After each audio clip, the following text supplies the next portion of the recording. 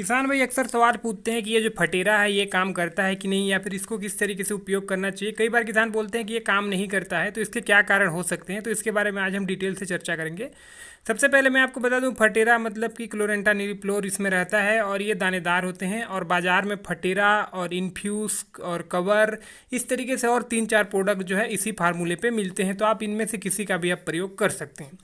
दूसरा बात आता है कि ये फटेरा किस तरीके से काम करता है। देखिए, फटेरा में जो जो केमिकल रहती है उसको जब हम खेत में डालते हैं ना, तो वो खेत में जो जब हम डालते हैं तो पौधे की जड़ जो है उसको अवशोषित करता है और अपने पूरे बॉडी में वो फैला देता है। तो जैसे ही कीट जो है उस पौधे को काटता है तो और खाता है, तो उसके माध्यम से उसके पेट में चला जाता है और उसके पेट में वो जो है क्रिया करके उसको ख़त्म करता है। ये इसका प्रोसेस होता है। दूसरा सवाल ये आता है कि जो फटेरा है ये काम नहीं करता है। देखिए, फटेरा काम नहीं करता का मतलब ये रहता है कि या तो आपको डुप्लीकेट मिला है या फिर दूसरा। देखिए, क्या रहता है कि जो फटेरा जो है आपको पर एकड़ 4 kg का इनका डोज रहता है। अब सोचिए, इनका डोज किस तरीके से बनता है, ये पौधे के हिसाब से बनता है। मतलब कि जैसे कि अपने जो जानवरों के लिए बोली आती है, इंसानों के लिए गोली आता है, तो वजन के हिसाब से रहती है। तो कई जगह जैसे कि पंजाब वगैरह में 4 kg 5 kg पर एकड़ जो है वो मतलब कि नर्सरी डालते हैं पर एकड़ के लिए। अगर मैं हमारे छत्तीसगढ़ या फिर अपना जो कर्नाटका इधर की मैं बात करूं तो 10 से 15 से 20 kg पर एकड़ का नर्सरी डलता है। तो अब ज़्यादा पौधे डलेंगे तो भाई पौधे उतना ही तो उतने उसमें बंटवारा होगा, तो इतना ज़्यादा असर तो दिखेगा नहीं।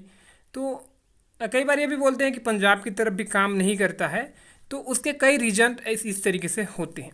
बाकी जो ये फार्मूला है क्लोरेंटा निरिप्लोर का, ये बहुत ही ज़बरदस्त फार्मूला है और इसकी वर्क करने का तरीका ना बहुत ही ज़बरदस्त है। ये जो है गन्ने और धान के लिए परफेक्ट होता है। दूसरा सवाल ये आता है कि इससे जो है केंचुए वगैरह ख़त्म होते हैं क्या। बिल्कुल, इसका इस्तेमाल करने पर ना केंचुए भी ख़त्म हो जाते हैं, साथ ही साथ और अन्य जो हमारे मित्र कीट, कुछ शत्रु कीट जो मिट्टी में रहते हैं वो भी जो है इससे ख़त्म होते हैं। अब इसको डालने के बाद आप देखेंगे कि 4-5 घंटे बाद जो उसमें जो छोटे छोटे या तो केंचुआ रहेंगे तो केंचुआ ऊपर आ जाएंगे, या फिर अन्य जो कीट रहते हैं वो भी ऊपर आना चालू हो जाते हैं। तो मतलब इससे दोहरा नुकसान होता है। हालांकि कंपनी बोलती है कि कीट के सिवा और किसी को नहीं मारता, लेकिन ये बिल्कुल मारता है। तो अगर आप फटेरा का इस्तेमाल करना चाहते हैं तो पहला ये ध्यान रखिए कि आप ओरिजिनल लाइए।